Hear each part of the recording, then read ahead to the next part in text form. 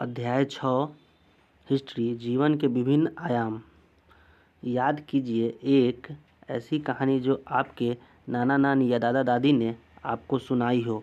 उनसे पूछिए कि यह कहानी उनको किसने सुनाई। क्या आप स्वयं भी अपने बच्चों को यह कहानी सुनाएंगे? हड़प्पा सभ्यता के नगरों के पतन के समय लगभग आज से 3700 वर्ष पहले एक अलग भाषा बोलने वाले लोग पश्चिमोत्तर भारत में बसने लगे। इन लोगों की पहचान सामाजिक, आर्थिक, राजनीतिक और धार्मिक स्तरों पर विशिष्ट समूह के रूप में की जाती है। इनके बारे में हमें साहित्यिक एवं कुछ पुरातात्विक स्रोतों के माध्यम से जानकारी मिलती है। इन स्रोतों में वेदों का विशेष महत्व है। वेदों की संख्या 4 है: ऋग्वेद, यजुर्वेद, सामवेद और अथर्ववेद। वैदिक साहित्य 2 श्रेणियों में विभक्त है: पूर्व वैदिक या ऋग्वैदिक साहित्य और उत्तर वैदिक साहित्य। पूर्व वैदिक साहित्य के अंतर्गत ऋग्वेद को रखा जाता है, जबकि उत्तर वैदिक साहित्य के अंतर्गत शेष 3 वेद यजुर्वेद, सामवेद, अथर्ववेद, ब्राह्मण, आरण्यक और उपनिषद आते हैं। वैदिक साहित्य के आधार पर वैदिक युग को 2 कालखंडों में विभाजित किया जाता है: ऋग वैदिक युग 1500 ईसा पूर्व से 1000 ईसा पूर्व एवं उत्तर वैदिक युग 1000 ईसा पूर्व से 600 ईसा पूर्व। वेद मौखिक रूप से एक पीढ़ी से दूसरी पीढ़ी तक पहुँचे थे। विभिन्न देवी देवताओं की स्तुति में रचे गए मंत्र या प्रार्थनाओं जिन्हें सूक्त को लोगों ने कंठस्थ रखकर अनेक पीढ़ी तक सुरक्षित रखा। वेद 4, ब्राह्मण 9, आरण्यक 6, प्रारंभिक उपनिषद 13, कुल उपनिषद 108। इन्हें कई सदियों के बाद लिखा गया, इसलिए वेद को श्रुति यानी सुना हुआ भी कहते हैं। ऋग्वेद का एक अंश का चित्र। वेद की भाषा को प्राक संस्कृत या वैदिक संस्कृत कहते हैं। आप स्कूल में जिस संस्कृत भाषा को पढ़ते हैं उससे यह थोड़ी भिन्न थी। इन वेदों में प्रार्थनाओं की रचना करने वाले लोग कभी कभी खुद को आर्य कहते थे। आर्यों के विरोधी दास एवं दस्यु के बारे में कहा गया कि वे आर्यों के देवता में श्रद्धा न रखने वाले तथा यज्ञ न करने वाले थे, अतः उन्हें आर्यों का बड़ा शत्रु बताया गया। इतिहासकारों का मानना है कि शायद यह दूसरी भाषा भी बोलते हो। चलिए जानते आर्य कौन थे। आर्य शब्द अर्थ एक विशेष भाषा बोलने वाले व्यक्तियों के समूह से है जिन्होंने सर्वप्रथम पश्चिमोत्तर भारत में अपना निवास स्थान बनाया और भारत में एक नई संस्कृति को विकसित किया जो वैदिक संस्कृति के नाम से जानी जाती है। भारोपीय भाषा वर्ग। संस्कृत भाषा भारोपीय भारत यूरोप भारत वर्ग का अंग है। भारत की अनेक भाषाएं असमिया, गुजराती, हिंदी, कश्मीरी और सिंधी तथा यूरोप की बहुत सी भाषाएं जैसे अंग्रेजी, फ्रांसीसी, जर्मन, ग्रीक, यूनान, स्पेनिश आदि इस परिवार से जुड़ी हुई है। इन्हें भाषा परिवार इसलिए कहा जाता है क्योंकि उनके अनेक शब्द एक जैसे थे। उदाहरण स्वरूप मातृ संस्कृति माँ हिंदी, मदर अंग्रेजी, मेटर जर्मनी शब्द को देखें।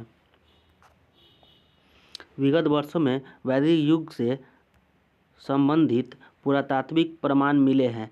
जिन क्षेत्रों में आर्यों की संस्कृति का विकास हुआ है वहाँ ऐसे लोगों की बस्तियाँ थी जो पशुपालक और कृषक थे और खास प्रकार की मिट्टी के चित्रित धूसर रंग के बर्तन का प्रयोग करते थे। इसलिए अब साहित्यिक और पुरातात्विक दोनों ही स्रोतों के आधार पर आर्यों के विषय में जान सकते हैं। धूसर मृत भांड का चित्र। आर्यों का बसाव। वैदिक आर्य कई समूहों में भारत आए थे।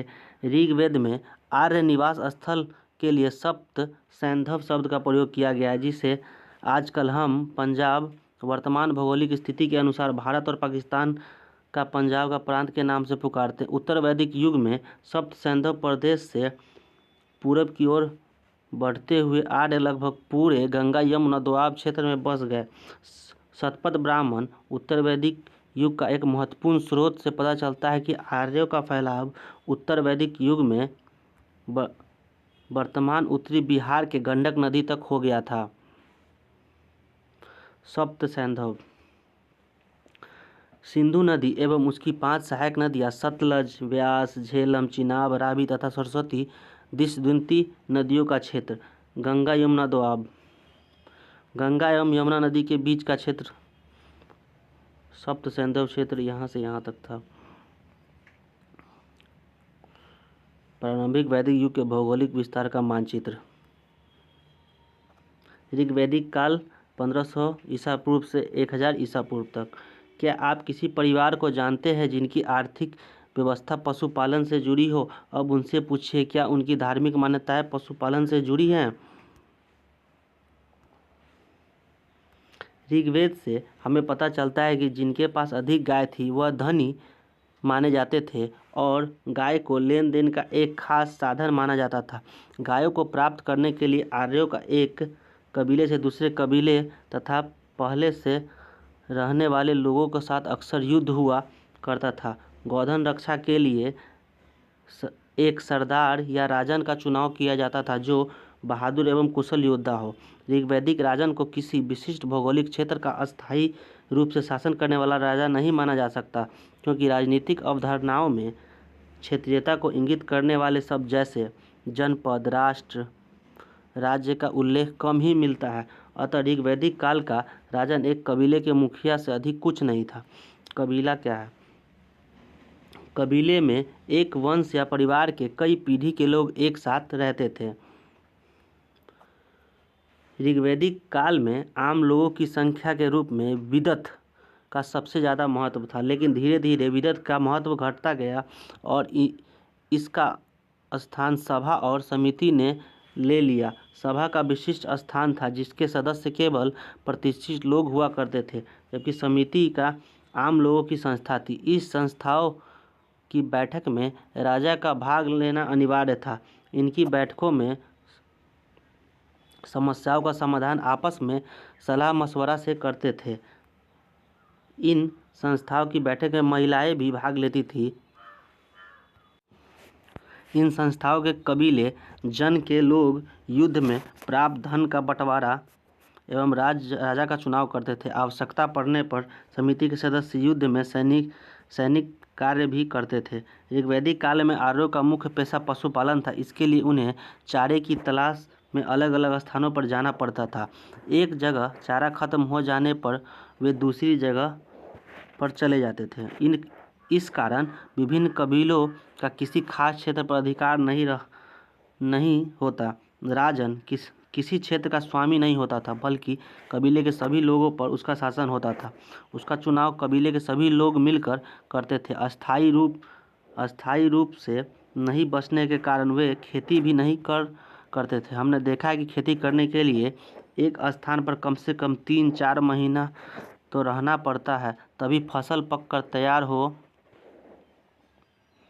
जाती है। मगर हमें कुछ स्रोतों से पता चला है कि वे यव की खेती करते थे। जौ की फसल आमतौर पर कम समय में तैयार हो जाती है, इसी कारण इस फसल को उगाना उनके लिए आसान होता था। कुछ अन्य स्रोतों से हमें पता चला है कि वे स्थानीय निवासी दास वस्तुओं से गेहूं आदि फसल प्राप्त करते थे। इस फसल के बदले दूध की आदि वस्तुएं वे उन्हें देते थे। गाय के अतिरिक्त भेड़, बकरियां एवं घोड़े पाले जाते थे। पशुपालन की तुलना में कृषि का धंधा कम था, क्योंकि ऋग्वेद में एक अनाज यव का उल्लेख है जिसकी पहचान जौ के रूप में की जाती थी। जब हम शिल्प की ओर ध्यान देते हैं तो हमें ऋग्वेद में शिल्प कला का कम ही वर्णन मिलता है। वर्णित शिल्पकारों में चर्मकार, बढ़ई, धातु का काम करने वाले धातुकर्मी तथा कुम्हार शामिल है। बढ़ई धातुकर्मी एवं रथकार की रथों के निर्माण में महत्वपूर्ण भूमिका थी। घोड़े से जुते हुए रथ जो युद्ध में सफलता के लिए निर्णायक माने जाते थे। बुनाई एवं घरेलू शिल्प था जो महिलाओं द्वारा किया जाता था। लोगों का जीवन प्रकृति पर बहुत हद तक निर्भर करता था। ऋग्वेद में प्राकृतिक शक्तियों से जुड़े कई देवताओं के सम्मान में मंत्रों की रचना की गई है, जिनमें इंद्र, अग्नि, सोम मुख्य है।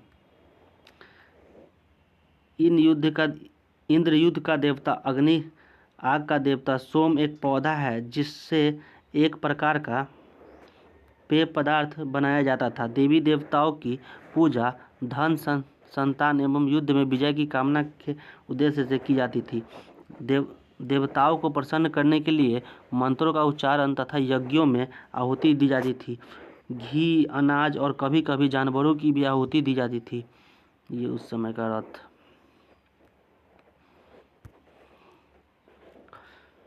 जब आर्य लोग भारत आए थे तो वे 3 सामाजिक वर्गों में विभाजित थे: योद्धा, पुरोहित और साधारण जन। ऋग्वेद के मंत्रों से ऐसी जानकारी मिलती है कि समाज में वर्ग भेद की स्थिति नहीं बनाई गई थी। ऋग्वेद के पुरुषसूक्त में ब्राह्मण, राजन्य, क्षत्रिय या योद्धा, वैश्य एवं शूद्र अर्थात 4 वर्णों की कल्पना की गई थी, परंतु इस काल में वर्ण व्यवस्था स्थापित नहीं हो सकी थी। उत्तर वैदिक काल 1000 से 600 ईसा पूर्व। इस काल में लगभग संपूर्ण उत्तरी भारत में जीवन के सभी पहलुओं में निश्चित परिवर्तन हो रहे थे। इस काल में आर्यों ने पशुपालन के स्थान पर खेती कृषि को मुख्य पेशा बनाया। एक स्थान पर बस कर रहने लगे और कबीलों का निश्चित क्षेत्र तय हो गया। इस काल में उत्तर भारत में लौह युग का आरंभ हुआ। लौह तकनीक का प्रयोग आरंभ में युद्ध के अस्त्रों के लिए और फिर धीरे धीरे कृषि एवं अन्य आर्थिक कार्यों में होने लगा। हस्तिनापुर, आलमगीरपुर, अतरंजी खेरा आदि स्थानों पर लोहे के युद्ध के अस्त्र शस्त्रों के अवशेष मिले हैं। लोग कच्चे मकानों में रहते थे जिनकी छत फूस और सरकंडों की बनी होती थी। लोग मिट्टी के बर्तन भी बनाते थे। इन पुरास्थलों में कुछ विशेष प्रकार के बर्तन मिले हैं जिन्हें चित्रित धूसर पात्र के रूप में जाना जाता है। पृष्ठ 52 के चित्र पर नजर डालिए और जैसा कि इनके नाम से ही स्पष्ट है, इन बर्तनों पर चित्रकारी की गई है। ये आमतौर पर सरल रेखाओं पर ज्यामितीय आकृति के रूप में हैं। स्पष्ट है कि उत्तर वैदिक काल में लोग अस्थायी रूप से जीवन व्यतीत करने लगे थे। ऋग्वैदिक कालीन अन्य छोटे छोटे कबीले जन एक दूसरे में विलीन होकर बड़े बड़े जनपद को जन्म दे रहे थे। उदाहरणार्थ पुरु एवं भरत जन मिलकर कुरु जनपद तथा दुर्वस एवं क्रीव जन मिलकर पांचाल जनपद कहलाए। इस काल में कुछ लोग बड़े बड़े यज्ञों का आयोजन कर राजा के रूप में प्रतिष्ठित हुए। और अश्वमेध यज्ञ एक ऐसा ही आयोजन था जिसमें एक घोड़े को राजा के लोगों की देखरेख में स्वतंत्र रूप से विचरण के लिए छोड़ दिया जाता था। यदि कोई दूसरा राजा इस घोड़े को रोकता तो उसे अश्वमेध यज्ञ करने वाले राजा के साथ युद्ध करना पड़ता था। अगर किसी क्षेत्र से घोड़ा को जाने दिया जाता था तो इसका मतलब यह होता था कि अश्वमेध यज्ञ करने वाला राजा उससे ज़्यादा शक्तिशाली था। यज्ञ के अवसर पर राजा की विजयों तथा अन्य गुणों का गान किया जाता था।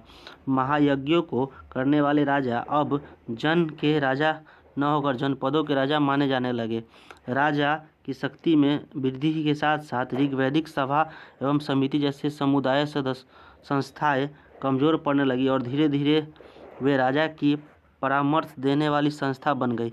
ऋग्वैदिक काल में राजा को बलि के रूप में स्वेच्छा से प्राप्त होने वाला नजराना एवं उपहार इस काल में अनिवार्य कर में बदल दिया गया। उपहार एवं नजराना, जहां कर नियमित ढंग से इकट्ठे किए जाते थे वही नजराना अनियमित रूप से जब भी संभव हो इकट्ठा किया जाता था। ऐसे नजराने विविध पदार्थों के रूप में प्रायः ऐसे लोगों से लिए जाते थे स्वेच्छा से इसे देते थे। उत्तर वैदिक काल में कई ग्रंथ रचे गए जिसके विषय में हम पीछे पढ़ चुके हैं। पुरोहित द्वारा रचित इन ग्रंथों में विभिन्न प्रकार के सामाजिक नियमों के बारे में बताया गया है। उस समय समाज कई समूहों में बटा हुआ था जिनमें पुरोहित, योद्धा, कृषक, पशुपालक, व्यापारी, शिल्पकार, श्रमिक, शिकारी, मछली पकड़ने वाले लोग शामिल थे।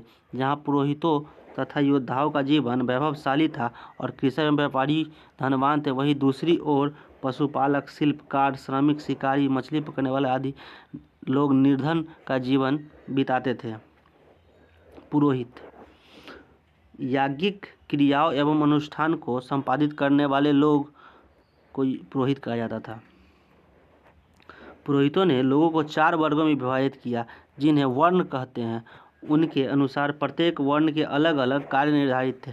पहला वर्ण ब्राह्मण का था। उनका काम वेदों का अध्ययन, अध्यापन और यज्ञ कराना था, जिनके लिए उन्हें उपहार मिलता था। दूसरा स्थान शासकों का था, जिन्हें क्षत्रिय कहा जाता था। उनका काम युद्ध करना और लोगों की रक्षा करना था। तीसरे स्थान पर वैश्य थे। इसमें कृषक, पशुपालक, व्यापारी आते थे। क्षत्रिय एवं वैश्य दोनों को ही यज्ञ करने का अधिकार प्राप्त था। वर्णों में अंतिम स्थान शूद्रों का था। इनका काम अन्य तीनों वर्गों की सेवा करना था। प्रायः औरतों को भी शूद्रों के समान माना गया। महिलाओं तथा शूद्रों को वेदों के अध्ययन का अधिकार नहीं था। पुरोहितों के अनुसार सभी वर्णों का निर्धारण जन्म के आधार पर होता था। उदाहरण के तौर पर ब्राह्मण माता पिता की संतान ब्राह्मण ही होती थी।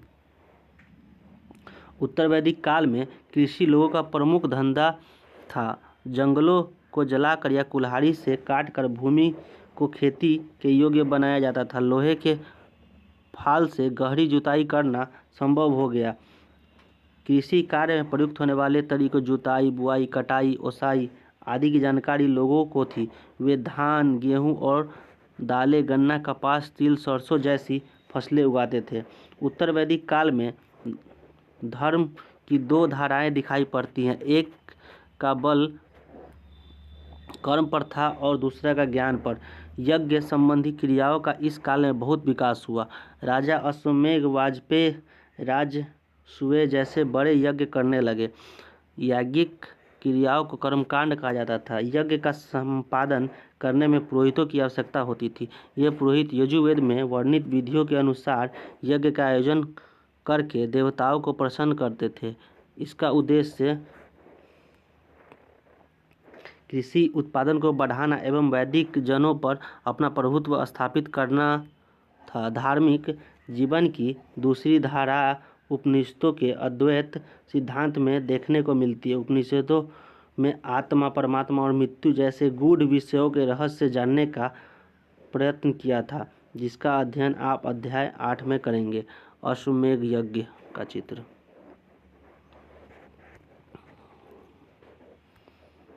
वैदिक कालीन शिक्षा।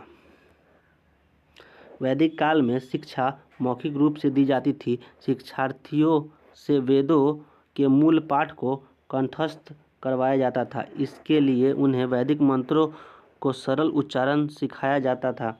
वेदों के अलावा गणित एवं व्याकरण की शिक्षा भी दी जाती थी। शिक्षा के लिए विद्यार्थियों को गुरु के आश्रम में 12 वर्षों तक रहना पड़ता था। गुरु शिष्य परंपरा एक झलक देखिए। आज से हजारों वर्ष पहले की बात है। भारत में आज की तरह पाठशालाएं नहीं थी। छात्र गुरु के आश्रम में रहकर शिक्षा प्राप्त करते थे। आश्रम वनों में होते थे। ऋषि मुनि शिष्यों को शिक्षा देते थे। ऐसा ही एक आश्रम अमोदधौम में ऋषि का था। यह आश्रम शिक्षक दीक्षा के लिए दूर दूर तक प्रसिद्ध था। विद्यार्थी यहाँ रहकर विद्या प्राप्त करते थे। वे गुरु जी के घर का काम भी करते थे। अमोदधौम के पास धान का एक खेत था। इसी की उपज से आश्रम का काम चलता था। विद्यार्थी बारी बारी से खेत का काम करते थे। ऋषि के शिष्यों में एक था आरुणि। एक दिन खेत का काम करने की बारी उसकी थी। उस दिन वर्षा हो रही थी। गुरुजी ने आरुणि से कहा, वत्स जाओ, जाकर देखो कि कहीं पानी खेत की मेड़ न तोड़ दे। आरुणि खेत पर पहुंचा। आरुणि ने देखा कि एक जगह पर खेत की मेड़ से पानी रिस रहा है। उसने मेड़ पर मिट्टी और कंकड़ पत्थर डालकर पानी को रोकने की कोशिश की। फिर भी मेड़ की दरार चौड़ी होती गई। उसकी चिंता बढ़ गई। वह तुरंत खेत में पड़ी दरार के मुहाने पर लेट गया। खेत में पानी निकलना बंद हो गया। ठंड के कारण उसका शरीर शिथिल पड़ने लगा। रात हो गई। आरुणि के अभी तक न आने से गुरुजी व्याकुल उठे। गुरुजी ने अपने 4-5 शिष्यों के साथ आरुणि को ढूंढने खेत पहुंचे। खेत के चारों ओर घना अंधेरा था। आरुणि को कहीं नहीं देख उनकी चिंता बढ़ गई। वे जोर से चिल्लाए, बेटा आरुणि, बेटा आरुणि। आरुणि ने गुरुजी की आवाज़ पहचान कर बड़ी कठिनाई से बोल सका, गुरुजी मैं यहाँ हूँ। गुरुजी जल्दी से वहाँ पहुँचे। गुरुजी ने आरुणि को देखा तो अचंभे में रह गए। उन्होंने आरुणि को उठाया और सीने से लगा लिया। ऐसा था गुरु भक्त आरुणि। बड़ा होकर यह आरुणि वेदों और शास्त्रों का बहुत बड़ा ज्ञाता बना और उद्दालक ऋषि के नाम से प्रसिद्ध हुआ।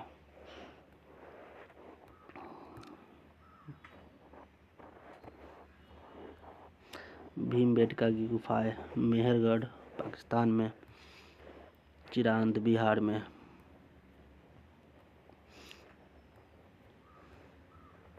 ताम्रपाषाण कालीन भारत का मानचित्र। इमाम गांव एक ताम्रपाषाण बस्ती। जिस समय भारतीय उपमहाद्वीप के उत्तर पश्चिम में वेदों की रचना हो रही थी, उसी समय पश्चिम भारत में एक समाज एवं संस्कृति का विकास हो रहा था। मानचित्र में इनाम गांव की पहचान करें। इनाम गांव महाराष्ट्र राज्य में घोर नदी के तट पर स्थित एक ताम्रपाषाण बस्ती थी। इस जगह पर 3600 से 2700 साल यानी 1600 ईसा पूर्व से 700 ईसा पूर्व पहले लोग रहते थे, जो वैदिक आर्यों के समकालीन थे। इस पूरा स्थल की खुदाई से पत्थर के अलावा तांबा धातु के बने औजार एवं उपकरण प्राप्त हुए हैं। इनाम गांव के लोग मिट्टी की बनी झोपड़ियों में रहते थे, जिसकी छत फूस की बनी होती थी, जिसे गाड़े से ढका दिया जाता था। यहाँ के लोग नारंगी रंग से रंगे मिट्टी के बर्तनों का उपयोग करते थे, जिन पर काले रंग की ज्यामितीय आकृतियाँ बनी होती थी। इनाम गांव के लोग जौ, गेहूँ, मटर, मसूर एवं धान की खेती करते थे। गाय, बैल, भेड़, बकरी, कुत्ता, घोड़ा आदि उनके पालतू पशु थे। खुदाई में इन पशुओं की हड्डियां प्राप्त हुई है। कई हड्डियों पर कटे निशान से यह अंदाजा लगाया जा सकता है कि लोग इन्हें खाते थे। इनाम गांव के ताम्रपाषाण संस्कृति के लोगों का सबसे रोचक पहलू मृतकों को दफन करने का तरीका था। एक आदमी को मकान के आंगन में मिट्टी के बने संदूक में दफनाया गया था। यह मकान बस्ती के बीच में बसा सबसे बड़ा मकान था। सामान्यतः मृतकों को मिट्टी के बर्तन के साथ दफनाया जाता था, जिनमें शायद खाने पीने की वस्तुएं रखी होती थी। कब्रों में मृतकों के साथ औजार एवं हथियार, गहने आदि भी खुदाई में मिले हैं।